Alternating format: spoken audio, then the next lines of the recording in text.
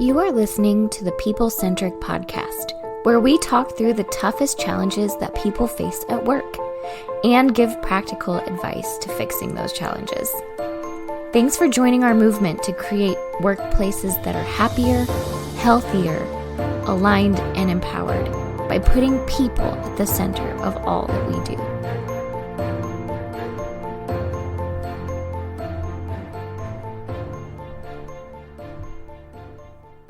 Hey, people-centric leaders. If you've been following the headlines like a lot of us have, you're seeing Boeing back in the news. And we fly a lot, guys. We fly a lot. And we sit in planes. And Matt and I had an experience recently sitting in the exit row of a Boeing 737. And I was sitting on the left side of the plane and right on the exit row, right next to that door. And I opened up a news site. I think it was ABC News or something. I was just checking news on my phone. And they had a picture of the exact same plane that I was sitting on, that Matt and I were sitting on, same colors on the seats, exactly the same seat insert pocket things, and with a picture of the door that was next to me blown out on that flight where they had forgotten to bolt in a section of the plane and a door flew off of the side in mid-flight, sucking the shirt off of the person sitting behind it. Actually sucked their shirt off of them and their shoes and socks, I heard too. And it creating terror amongst the people on the plane. And so now Boeing, obviously they have had some trouble in the past. They had some those Max 737s that were they had a problem, and they went back and they said they didn't know exactly what the problem was, but they actually did know what the problem was, and the government fined them $2 billion. Now they're back in the news again for violating some of the terms of their agreement, and they might have some criminal prosecution against them, all these different things. So our team was talking a little bit about this, and it started making us think a little bit of what is the purpose of business? Like, is Boeing out there, or do the Boeings of the world truly just exist for profit? Is it just about the profit? And most of us don't work for the Boeings of the world. Most of us work for smaller businesses or even nonprofits or just any organization. Like, what is the purpose of business overall? Is it profit? Is it quality? Is it people? All those different things. So whether you work inside of an organization or you work as a leader of an organization, or if you even own an organization, we thought this topic would be interesting to you. So we're going to get philosophical today and talk a little bit about what's the purpose of business. So we have some of our team members here today. We have Philip Herzog is with us. Philip, say a few words so that people can recognize your voice if they are listening to us on the podcast. This is what my voice sounds like. But because, my name is Philip and we're talking about philosophy, I could just say, what is a voice? What is sound? But this is my voice. And that's the last thing I'll say that's so philosophical. Philosophical. Philosophical. I was waiting for somebody to go there. Philosophical. Oh, that's so good. Thank you. I'm going to start signing my emails this way. He's being philosophical. Yeah. Thank you, Diana, for pointing that out. We have Diana Royalty here with us as well. Hello. Diana, you brought this topic to our attention. Like, what are you seeing? Like, what's your interest in this topic? I don't know. I think it's just crazy that we have these corporations that millions of people trust to do a job, and really, like, they've kind of failed, but in their eyes, it's not failure, right? And I don't see them really working really hard to not fail. Like, it just seems totally crazy to me. So I just thought it was interesting to chat about a little bit. Yeah. It's funny. I was thinking about a really stark example when I used to work for a big company, a big Fortune 500 company. We'll just call it 3M because that's the name of the company. And they had changed their payment terms. At the time, they were net 30 on payment terms, which means literally if you invoice them for something that you did work. So if you get hired by 3M to do some work, you're not an employee, but you're a contractor, and you submit your invoice to get paid, 3M is going to wait 30 days before they pay you. Well, while I was there, they changed that to 60 days And they said they're going to wait 60 days. So they're going to wait an additional 30 days. So literally, they could pay you. They've got the money to pay you right away, but they're going to hold the money for 60 days. And the reason they're going to hold it for 60 days is because they can hold that money, stick it in the bank, and get interest on it. That's why. So every time they increased it by 30 days, when you're talking about that much money, it was millions of dollars in interest that they were going to add one time to the company coffers. Well, I've heard that since then they've even changed it now to net 90 or even higher at different times. Well, as an engineer working with contractors, sometimes we were hiring smaller contractors on site who can't wait 60 days to get paid for their money, especially if they're buying stuff for 3M that they're going to get reimbursed for. So they're laying out cash for these big companies. And so I was approaching, our purchasing department saying, I don't think this is right for a lot of these. Like a lot of these companies, we're threatening putting them out of business because of all of this. And they said, when you're talking about millions of dollars, it's all about the money. We do what we do. And if those smaller contractors can't keep up with us, then maybe larger ones can, and maybe they'll come work for us. We're in the business to make money. That's who we are, and that's what we're supposed to do. And so it's okay for us to do some things that maybe don't feel as right. So that's going to be the topic for today. We also have Matt Griswold. Matt Griswold has also worked for big companies. We won't name your company unless you want to. That's JP Morgan. Yeah. Never heard of it? Yeah, that's a good one. Yeah, and Don, when you just kind of tied a bow on that conversation, like, no, we're supposed to make money. That's what we're here for. And this is going to lead us kind of into that conversation anyway, where I assume you're the one leading us here. But this part of that conversation is like, yeah, and how you do it kind of matters at the same time, or if you do it well, right? It's almost like tell your sister you're sorry, like sorry, like I did it, but no, that's the wrong attitude, right? That was the wrong way to do it. Be genuine. And sometimes I think, and we were talking about this ahead of time too, sometimes for those larger organizations, larger corporations, it's not necessarily that person's fault. They're a part of a bigger ecosystem, as you like to talk about there, where decisions are being made for them and everything is just kind of rolling downhill. Again, a lot of our clients that we work with and support and cheer on and all those things, they're not necessarily a part of a larger huge ecosystem where they are able to kind of ebb and flow. And you can have these conversations with your managerial team or your administration team saying, yes, we want to make money, but what do we stand for and how do we go about making the money? How do we want to treat people while we're making money? And what does that look like? And so anyway, that's going to be part of this conversation too. Happy to be here, everybody. Matt Griswold. Matt Griswold. It looked like you were going to drop your mic and just walk away there for a second, but he's not. He's going to hang around for the rest of the conversation. I'll stick it out. Yeah, he'll stick it out. All right. So let's start really basic. Let's start about like, why do companies exist? Let's start from there. Why do companies exist?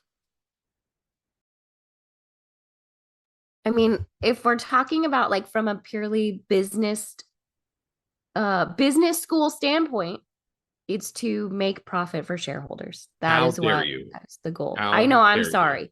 Imagine Diana coming down on that side of it. Not providing a service for the people that could potentially use it. No. We want your money. That is from a purely business school standpoint, it is to maximize profits for shareholders. Oh, maximizing profits for shareholders. Yeah. I like that you said that. It's not just profits for shareholders, it's maximizing profits for shareholders. Squeezing the people for all they have. Got it. Yeah. So let's talk about then, does everybody agree? Philip, do you agree with that the purpose of companies is to maximize profits for shareholders? I think that's the purpose of some companies, is to maximize profits for shareholders. What I think that definition misses, and Diana has an MBA and is very powerful, so I challenge her carefully. This is important. That's why I'm speaking up. No, she is amazing, and I'm sure does not agree with that definition. The thinking of the majority of businesses in the United States that do not actually have shareholders, right? Maybe it's an owner, one or two, or it's very small businesses.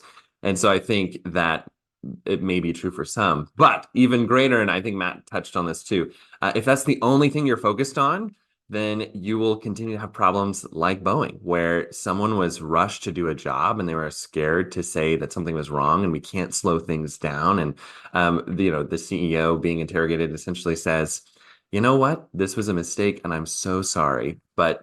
But there's no like follow-up next other than just we'll try harder. I think for most companies, the impact is we really want to do something that we love, and that is something that can serve the world. And this is a team of people we have through it. So I would say my word when I think of business is to create something meaningful, and then also help a team flourish. That's how I would define the purpose of a business. Yeah. Wrong, Philip. That's not true. I lost points for that, dang it. Oh, man. Oh, That's definitely not what we do at People Centric. Yeah. We're all about the profit for the shareholder. That's what we do. We're trying to make you guys exist to make me money. That's what we're here for. That's the purpose. we know. That's So why sad. you have so much now. That's why you fly as an admiral, and I can avoid Boeing because we have done our job. Yeah, think. I don't like to flaunt this around a lot, but we are platinum status on American Airlines. So it is pretty sweet. It's nice work if you can get it. That's what I'm trying to say. It's really, really good. Now, so we're using some examples here in terms of business, and I think we're seeing kind of a dichotomy. Like if it's to maximize profits for shareholders or owners, we'll kind of broaden that shareholder. An owner is a shareholder, right? So even a small business, you have a shareholder, right? Even a nonprofit, if you throw that in, if you're listening and you're part of a nonprofit, the worst name ever created, I think, was nonprofit, because nonprofits still need to make profit. Nonprofit is a tax status, not a business strategy. Yeah. Nonprofit is a tax status. That my husband works in healthcare, has worked in nonprofit his whole career. And guess what every financial meeting is about? Profit. Like, it does not mean that they are not talking about making profit. They always, always are. Which they quickly Nonprofit give is back to all of their patients, right? They give all that money back. incorrect. Incorrect. Okay. All right. Well, just checking. Yeah. So maybe it would be good for us. So two different directions I think we could take here. One is to talk a little bit about like what is profit and where does it really go? I think that's one thing that we could talk a little bit about just in terms of business. And we've talked about, our partnership and our work with a great game of business and opening up financials and trying to understand things. So maybe we'll do that a little bit in the spirit. And let's start with that. And then second of all, I think we can talk a little bit about like, what do we do for profit? Are we willing to do anything for profit? Because some of the examples we've used are clearly icky. We talked a little bit before we jumped on about like Facebook, inspired their media platform created a genocide in Myanmar. Like they are clearly doing some things that have for profit that have created that most people would not be willing to do. But there's decisions like, are we willing to lay people off to maintain profit, or are we willing to not pay people as much in order to make a profit? So there's going to be decisions like that. But let's go back to talk about profit. Like, where does profit go? This reminds me of a meeting that you had with an organization, and we won't say the name of the organization, but this is an interesting concept here. Whenever the administration team or the executive team is talking about, we're going to have X amount of profit this year, and it was, in the millions of dollars. So you can understand it's going to be a little thin year. We might be having to lay people off, and this is where maybe the crux of that comes down to where with that lack of transparency, just a little bit, the people that we're trusting to help us reach all that profit might not have a reason why we're needing to reach that profit in the first place. And Don, I may be butchering the story, but I think that's where you stopped and said, whoa, wait a second. Is anyone confused why we need so much profit? And we're also we're talking about also having to lay people off at the same time. And I don't want to go to the kicker there, and you can tie a bow on the story after, whenever I'm through, but they said, oh, let me explain what that means. We also have capital improvements that need to be done. Like, what happens if a large piece of equipment goes out and we weren't saving some profit? We weren't making enough money to be able to create a profit, to be able to save a profit, to then be able to buy that large piece of machinery. And so they weren't saying because we just need to load the safe and continue to stack it with the profits that we're making. We're saying we realize one day we might not be as profitable, and we're still going to have to be able to survive and buy equipment too. So again, I might not have done that story justice, but that's what that question that you just asked reminded me of. No, it was an interesting meeting because they had basically announced, hey, we're going to have, and I'll make up numbers, we're going to have $5 million in profit. That's what our financials are. So it's going to be tight and we may need to do layoffs. And I was just watching the faces of the people in the room going like, wait, where's the $5 million going? That seems like a lot of money. Like just looking around the room, if we divide up $5 million amongst just the people in this room, like I would think we could, or just amongst the employees, why are we laying people off? And the answer was exactly what Matt had said, is that organization recognized something in financial terms, it's called depreciation. It's that they had equipment that was going to break down over time. It was going to take time, and someday they're going to have to replace that equipment. So you could be profitable as an organization every single year. And if you don't save enough money to buy that piece of equipment, it's gonna go down in flames. I mean, imagine like if you started a lemonade stand, but you had your lemonade machine cost you $100,000, and let's say you made $1,000 a year on your lemonade stand. You're like, well, I'm making $1,000 in profit every year. That's pretty good for a lemonade stand. But then 10 years later, your lemonade stand machine goes broke and you have to fix it. So it's going to be $100,000. Well, you've only made $10,000 over the last 10 years. You don't have enough money to buy that lemonade stand. You don't even have enough money to borrow money for that lemonade stand. Boom, your business is out. So I think that the first understanding is that some profit needs to go for future things that you're going to buy, right? That you're going to need to buy. So it goes towards expenses. So that's a big piece of it. So it's easy to look at a P&L and think, oh, wow, you're making a lot of profit. But that profit, you may not be making as much profit as you think you are. The word profit is a funny word in accounting. It means a lot of different things. Where else does the profit go? Into the pockets of the owners. Hmm. Yep. And then it's used to buy airline status. That's exactly right. Yeah. Well, it does. Let's talk about like a small business. So like we're a small business and I am the sole owner of People Centric. So you're right. When we make a profit, if there's money left over after we buy everything, then that money is mine. And actually, if you are not a C Corp, if you're an S Corp, I know we're getting a little technical here, but that money, if the company makes the money, the companies don't pay taxes. Small businesses don't pay taxes. The owners of the small businesses pay taxes. So if we make money, the government considers that I'm taking the money, whether I'm taking it or not. So you're right. That does go into my pocket if I want it to go into my pocket.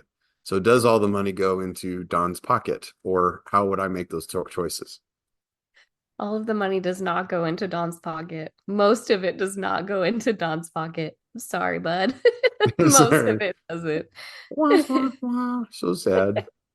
Yeah, it's very sad for you. Yeah, most of it goes to Diana. She's the middle person before she cut that. No, I'm just kidding. I'm kidding.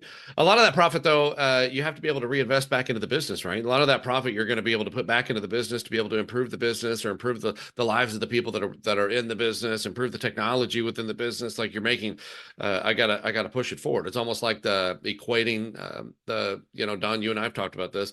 Like if you're a homeowner, it's like, do we have some money left over to be able to I don't have to rebuy the house, but I do need to work on the house maybe a little bit as I go. We're replacing the floors. Are we updating the countertops? Are we going to paint the cabinets? Whatever it is that you're going to do, replace the roof. I need to potentially do that. And so if you do have some money left over, I don't have to rebuy the business. I don't have to rebuy the house, but I do need to keep up and continue to make improvements and on the house. And then I think we would take that a little bit differently. And I just kind of snuck that in there, but improving the lives of the people that you're trusting to help you accomplish the tasks, right?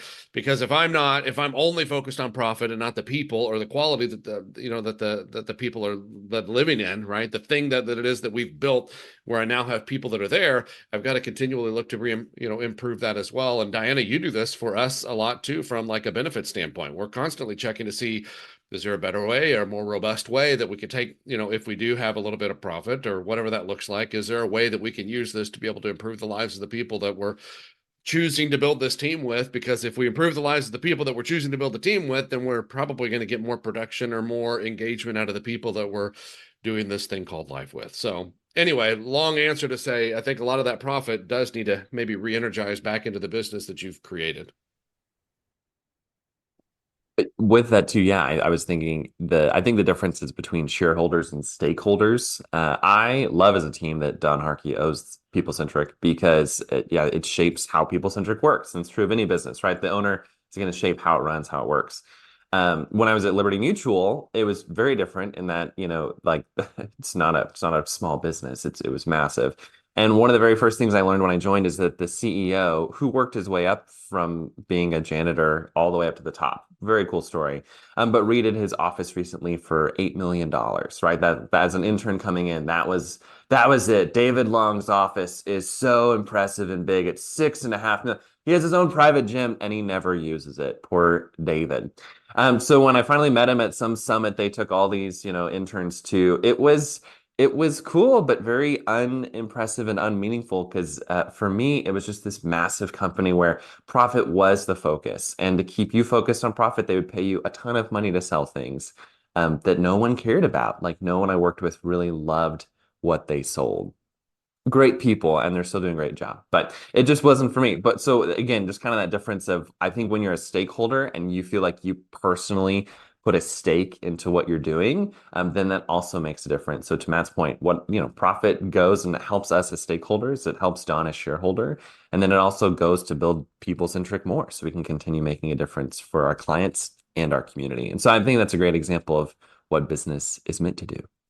So like I like what you both said there, because there's choices that you make with the profit. There's choices that somebody makes with the profit. In a corporation standpoint, it's not the shareholders that get to choose where the profit goes. It's the executives that get to choose where the profit goes. So in those big companies, yeah, the executives make a different set of decisions. And I would always argue that I think those big corporations are not very capitalistic. They're not very free market because they have so many layers between the executives and the people that and the shareholders. I don't think the shareholders know what those decisions are. I'll bet those shareholders didn't know that they spent $8 million on an office. Also, fun exercise later. I'm going to try to imagine what an $8 million office would look like just for me. I'm just going to think about that for that'll be a fun exercise just sitting down. I'm going to jump on Amazon and see what I can get for $8 We'll million. add that to our strategic plan. We'll have the nicest office in Springfield. It will be very, very nice. Yeah. So as you make those choices, you make choices that sometimes you just think about the shareholders and you can take all of the profit. And we've worked for organizations, small ones, big ones, where the owners zero out the profits every year, where they literally say, okay, well, the profit, we're just going to redistribute it all to the owners. And that's what you get. And then they invest very little into the company over time.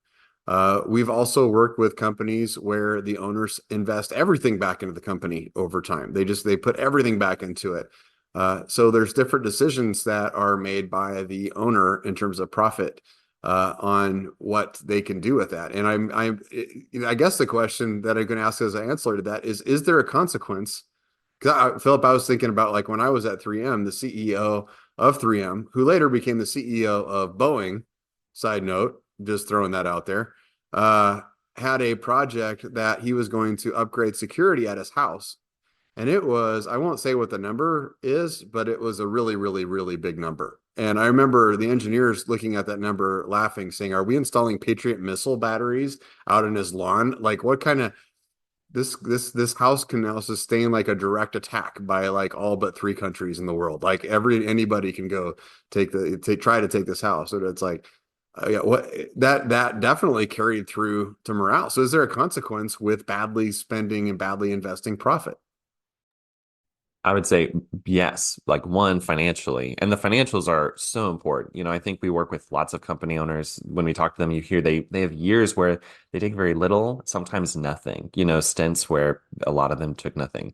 And so that's a choice with the profit. But when you see, I think that's something for a team when you see that dynamic where, yeah, I think you start to put together, why are we working so hard when a company's focus is on profit, profit, profit?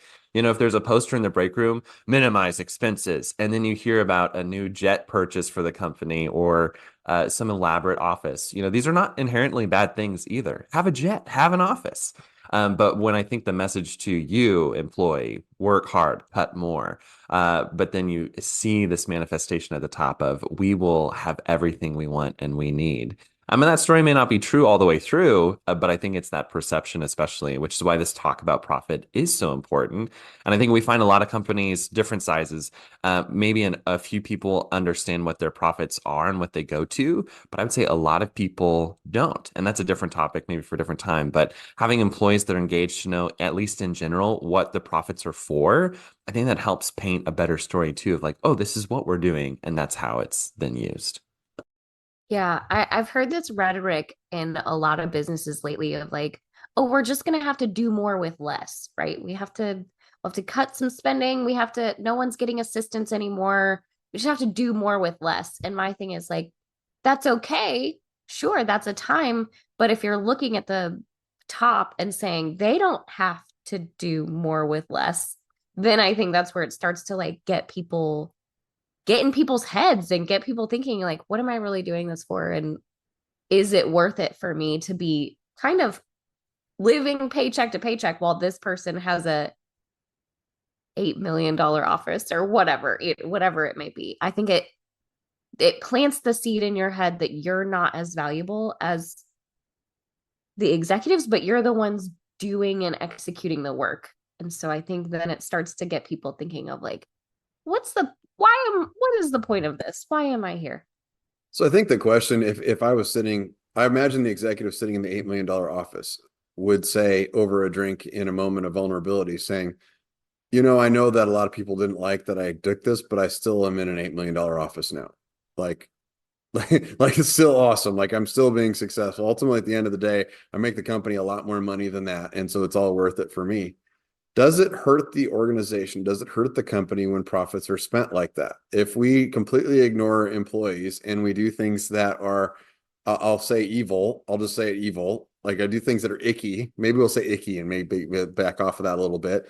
Does it hurt the company at the end of the day? Financially, does it hurt the company? I mean, I don't know which direction you're going with this, but in my mind, the long run would say, yeah. Like if you're doing some things that are icky, that if you're a large corporation, you're Don Hark, you're reading about them in the news, then you do your best to avoid the company. Then yeah, ultimately that's gonna have an impact on the company. And I think the other thing too, if you're only focused on that, then the employees that are so engaged in working so hard for you are going to start working maybe not as hard or become a little bit disengaged or just start going through the motions or find another place to work. And those are the ones that, we're in front of at these conferences talking quite a bit about. Those are the ones that aren't going to survive in the long run. So yeah, I think there's a bigger implication there. I think when you're making decisions and it's literally just all about the money, yeah, that would definitely lead to disengagement. And maybe, and I don't know David Long personally. I'm not good friends with him, but at this thing, they fly us all to Boston, all these interns, and I'm front row in the room, and he walked in, and he seems disengaged is just the perfect word. Like this is your future talent for your entire company, and he was just like talking very monotone and like had a bunch of people walking with him, his entourage. So my genius little question, 17-year-old, 18-year-old Philip, however old I was, I'm like, hey, Mr. Long, what is your job as CEO? What's your motivation as CEO? And he was like, I just hire smarter people than me to run everything. And he gestured around, and maybe it was sincere, maybe not. I don't know. But had no demonstrated passion in that moment for, again, like what this is other than a machine to create profit. And again, profit is a good thing, but I think it totally sent me in a totally different direction. So I at least am thankful they were honest about it. But yeah, it has a negative effect for sure. I think what we're saying, which I think is kind of weird in the business community, is that the philosophy of only making profit and only focusing on profit is not good for profit. Is that what we're saying? Yeah. Yeah. I mean, if Boeing had, let's say, Don, you talk about this a little bit, how Boeing used to be like an engineering focused organization. And so they were creating top of the line aircraft, and people saw the value and they bought that. They're like, that's great. I will spend the money for a Boeing airliner, right? And now I think people are, I mean, I don't buy planes, but if I were, I would not be looking at Boeing to buy my plane, right? I would be like, who else is making these babies? Because I don't really want that thing. And so yeah, I think not only does it affect the marketing and the branding and the like idea behind the product, but I think it affects the people who are making the product too. And when those people start to say like, well, these yahoos at the top don't care, why should I care? Then you have a huge problem. Then it's like your manufacturing sucks, your product sucks, your culture sucks. Like nobody wants to work here, nobody wants to do this. So then yes, eventually your profits are going to go down because of all of those things. Yeah, I think about like when I was at 3M, that CEO who I'm talking about, Jim McNerney is his name, James W. McNerney. James McNerney, I think is the way actually he does it. It starts the W, and went to Boeing afterwards. He came on site, and I'll never forget the story. It's the only time he's ever been was at our plant location. And I wasn't there for this, but I heard this from several other people that they brought Panera in for lunch. And so they brought in all these boxes, and it was just like the sandwich boxes that Panera has. You know, you pick the box and it's different types of sandwiches and all of this stuff. And he said, well, I'm going to go wash my hands. And so he walked out of the conference room, and his entourage people, who were all executive vice presidents and people high up in the company, jumped up and were like slapping people's hands from taking the boxes. And they had this whole discussion about which one was he going to want. Which box is he going to want? And they've told everybody, like, wait, everybody don't get that. And so they were opening boxes up, and they were assembling like the perfect box for him. Like, oh, he likes this type of chips. He wants this kind of sandwich. He wants this kind of thing. And he built it all into one box, customized box for him. So that when he walked back in, they handed him the box, and then everybody else got whatever was left, which were all these sandwiches that had just been handled and stuck into other boxes and mismatched and all this other stuff. And I can remember that, like, that team that was there in the room, not only did they talk about it, they talked about it with a lot of people outside the room. That story became kind of legendary. It creates lower engagement for sure. You're like, that's the leader of the company and a whole bunch of vice presidents, and they just acted like, I don't know how to even describe that behavior. Like they were falling all over themselves in like pure fear of just like making this one person happy who was working on stuff. He was asking questions on the tour that showed that he really didn't understand things that were going on in there and making bad decisions. And look at, did that have a long-term impact on 3M? When he ran 3M at that time, 3M was considered like a gold standard company that was like at the top of its game at that time.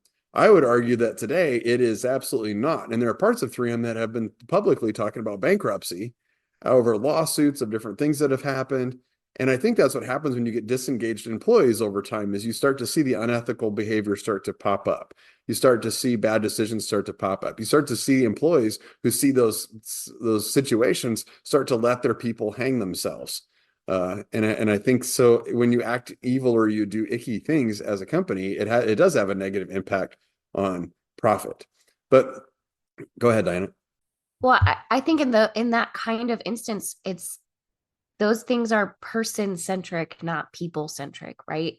We have decided that we are going to hang our hats on this one thing, this one person, this one focus, and really you're shooting yourself in the foot.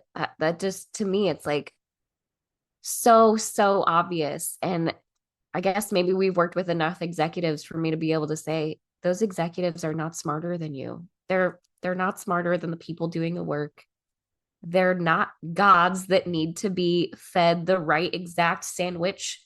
They're just people. They're exactly like everybody else in the company. They've just somehow gotten to the top through whatever work they could do. But to me, that is such a great example of like a person-centric thinking instead of a people-centric thinking. And I always like to think that he would have been horrified to know that they did that. I hope so. I like to think that. I don't know that I believe that, but I would like to think that. I think what's really neat is we talk about a people-centric company, and you've heard all of these episodes of this podcast and things we talk about. I think sometimes people come to us and say, well, the core of business is to make money. And so this people-centric approach is like a counterculture. Like you're going to go against this profit. Like, okay, well, maybe I'll sacrifice some of my profit for my people. But that's not what we're saying at all. What we're saying is the people-centric approach is the most profitable approach. It's the way, if you inspire engagement, there are very, very few things. Gallup just came out again with the state of the global workforce report, and they show again the impact on profitability on key performance indicators. And it's double-digit percentage increases in things like profit. It's over a 20% boost in profit if you increase your engagement levels from the bottom quartile to the top quartile. And we see that consistently with the organizations we work on. The organizations that are thinking about the people and thinking about balancing good, not just for how they take care of their people, but how they take care of their vendors and their customers and the people that they work with. If they think about it in terms of a people-centric approach, they make more money. Like they're actually more profitable. Let's circle back into the ownership thing for businesses, because I think there's something we left out there that some small business owners especially are probably going like, well, wait a minute. We talked about for profit that, we've kind of indicated that sometimes business owners don't make a lot of money because they reinvest money back in. But sometimes business owners do make a lot of money. Like there's times where even for People Centric, where I've made quite a bit of money, I've done really, really, really well. Let's talk a little bit about that. Like, is that okay? Like, should I get a good payday every once in a while? Like, is that bad? And this is a weird conversation because all three of you work for me. And I'm going to guess all three of you are going to be like, yeah, Don, that's terrible. We're actually really pissed off whenever you pay yourself good money. I, for one, am outraged and cannot believe that you have paid yourself. I think I can talk to this a little bit because, well, I've been there the whole time and I've seen some of those decisions happen. So I will talk about that. So I think what you're talking about is every now and then you take a draw from the company for something, right? And it's usually a pretty big draw. And it's for a reason. We've talked about it, whatever. But I think looking at those decisions and saying, yeah, it's probably okay for you to do that. It's because in years prior, you made no paycheck. Your pay gets cut first, right? If there's things that we need or the company needs or there's a global freaking pandemic, your pay gets cut first. We also know that you invested a lot of money to get the business started. So I don't know if I should say this, but like you invested your own money early on to get the business going, which means your 401k was depleted or you put a second mortgage on your house or whatever that looks like for a small business. You took that risk and you took that pain for us, that financial hit. And so now you're kind of making some of that back up. The time value of money would say that you are not making that up well, but you're making it up now. So I think in a small business, yes, it is okay to make those decisions. You just do so consciously and know that like the past has worked against you a little bit and now you're making up for that in the future when you can. Yeah, I appreciate that. And I think you have to think of the whole story, right? There are small business owners that we've worked with that I know that have taken what I consider to be too much out of the business and not given enough of it back to the team. I like what Matt said is that, the team should feel the growth in the business. If the business is becoming more and more profitable, the team should feel that too. Like we should work to make sure the quality of the work is really well, that people are compensated fairly and that they get good benefits and that they have a good work environment and things like that. I always recommend to owners as you're growing and your profits going up that you continue to reinvest back into your team over time so that they feel that success as well. I think that's really, really important. But yeah, if you're an employee and, I've heard various stories of people kind of hearing or seeing an owner like, oh, you just took a bunch of money out of the business and you bought a house or you bought a car or you did something with that. I always ask the question of going back and saying like, what's the whole story? What's the whole story? Especially if that owner bootstrapped that business. They started off making, next to nothing or negative money and pouring money into it. And maybe they're making up for that later. Like there's lots of reasons for that, for all those different things. Now I'm going to flip that around and say, if you're an owner, like, yes, it's good if you're making a lot of money and that's really good. But the question is, can you look at your people in the face and tell the story? Whether you would or you wouldn't, there's different discussions about being transparent or not. If you can look at your people in the face and say, yeah, I would be happy to share the whole story from beginning to end and still feel pretty good about it, then I would say you're probably making pretty good decisions. I'm not saying you should do that. Side note, I don't think that you need to be careful. We talk about like transparency and financials and things like that. You need to be careful about that. It's not financial transparencies, it's transparency in the story that really benefits the employees. If you just suddenly start showing your financials, they're just getting a snapshot. And then it's hard for people to understand on those numbers and all they see are really big numbers and it looks like you're doing bad things. But if you're afraid that your employees are going to discover that you're doing something evil, then stop it. That's kind of my take on all of that. So, yeah. So as an employee, like if you're kind of sitting back and you're listening to this episode and you're like, great. I know my company makes a lot of profit. I'm scraping by here. I can see that my owner lives fine. Is there something that you can do about that as an employee? Is there something that they could help get them past this feeling of like inequity? I think a couple of thoughts, and then you guys add to it for sure. One is that what you think is inequitable may not be as inequitable as you think it is.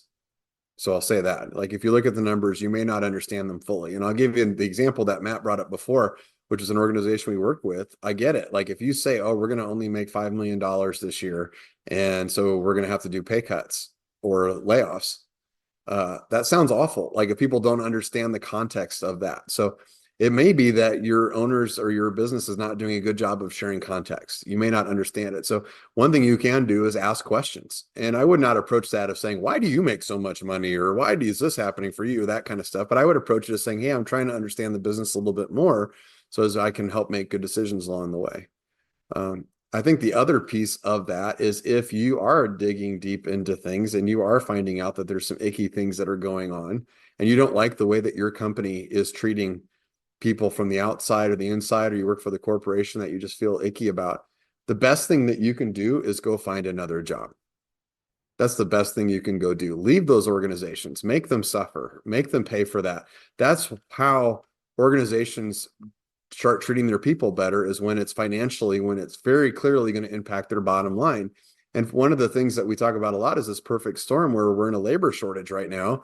And we are actually in a position where this people-centric philosophy is not just like, I can do it if I want to.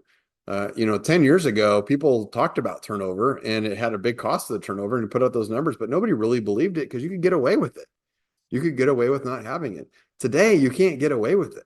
And that's what the near future is going to bring, is that businesses can't get away with that high turnover of people who feel like their companies are doing something bad. You can leave that company and go work for somebody else.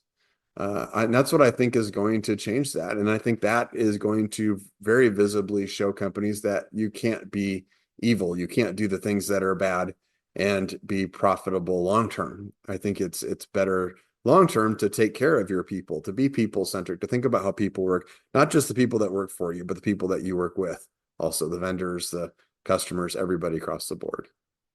So I don't know if anybody would add anything to that. I think you have to be comfortable to ask the initial question. So to Diana's point, if I'm just, an employee, just an employee, quote unquote, and I'm working for the company and I have some questions, hopefully you feel like you're in a safe place where you can ask those questions and have a conversation. Doesn't mean you have to agree with the answer, but at least if you have some psychological safety there to be able to ask the question. If you're an owner, hopefully you've created an environment where people feel safe to be able to come to you and ask those types of questions as well. We're not saying, like Don said, you have to open up all the books, but if you feel like, I tell my kids this all the time, everybody has choices, right? So employee, if you ask the question and you feel like you don't like the answer, then make a choice, right? You have a choice. The owner has a choice as well. So yeah, if I feel like I don't like the answer, then I can decide whether or not I would like to continue to work there or not. So I'm glad you went there, Don. That'll make our conversation easier this afternoon. Anyway. Perfect. It'll be a short conversation, Matt. Meet me in the parking lot. We'll have a great conversation. That'll be great. Right. Yeah. I think the punchline of all of this is that we believe and have seen, and the research supports, and the science supports, and the engineering supports, that being people-centric is not a sacrifice for a business. You're not sacrificing things for your people. What you're doing is you're taking your most expensive asset and your most valuable asset, which are the people that work for you, and you are taking care of them, and you are maximizing them in a way where they feel good about their jobs, which in turn actually does turn into more profit long-term, more success for the company. Also, we're not saying that if you own a business that you don't deserve to make lots of money. You put a lot of risk into it. You deserve to make lots of money. You deserve to be wildly successful. The tip is just make sure that you're also bringing your people along with that. Make sure that they feel that success as well, which also means, by the way, that they should also feel when things are struggling. We did that during the pandemic. We were very transparent and showed, hey, this is scary. We lost 30% of our clients in a week. And we got all of them back, within a few months, but it was really scary for a short period of time. And we shared that pain, and everybody took a little bit of a hit along with that. So I think that we want to make sure that you're sharing your success with your employees along the way, and so that they feel good, and make sure you're sharing the story of how the business runs. And if your story is icky, stop it. Stop it. Don't do that. And if you work for a really big corporation, those big executives at the top, they don't own in many cases, they don't own the company. I mean, they're shareholders just like the employees are. they're just making a big money. It's a different beast. That's not what I think of when I think about like business. And I know people talk about like capitalism, and the first thing they go is talk about those big corporations. Those big corporations, that's a different kind of a game. Most of us don't work for those companies. Most of us work for smaller businesses, smaller organizations. And that's the ones we really, really are talking about. Although the big ones that are wildly successful, the ones that do more of the right things more than the wrong over time. And nobody's big enough, too big to fail by doing bad things. And there's countless examples of that, of companies that you'd never see go away, that went away because they were not people centric, because they were person centric. People got greedy and they invested too much money in themselves, and they cut their money, they cut their checks and ran and laughed all the way to the bank, and you worked for them. But there's a lot more examples of companies that do the right things, where people are engaged and they're excited about what they do, and they're doing great things in the world, and those companies make more money long term for everybody. So people centric, it's a good thing. We want that. We're in favor. We're pro people centric. That's good. It was a risky episode today. I thought it was interesting because we do get that question a lot of like, should we sacrifice for our people? And we say, no. What you need to do is treat your people in a way that they sacrifice for you. And that tends to turn around, and that makes people more money. That makes companies more money. And that's all good. So the right thing to do is the right thing to do. That's the punchline. So thanks a lot for joining us on this episode. It was fun. And we are approaching here our 200th episode. We're super excited about it. Our team's working hard. We've got fire breathers. We've got sword swallowers. Oh, Diana, no, we're canceling that. We do have all of that. It just won't be on our YouTube portion. It'll just be audio only. So that will probably that will be a lesser effect, but yeah, listen. You hear a lot of ooh, wow. Oh, that hurts. That's unbelievable. Just follow along. It'll be great. Podcast juggling. Watch this. Check this out. Whoa. Amazing. That's incredible. He's juggling his desk. This is so good. This is so good. All right. Well, we'll catch you next time on the People Centric Podcast. Thanks for joining us. Thank you for listening to the People Centric Podcast. We are so grateful for you joining us every week. If you like this content, please like and subscribe. Also, feel free to share on your social media with everyone that you know. It really does help us. If you would like to contact us, I have put our information in the show notes. Please reach out anytime. We love hearing from you. We will be back next week with a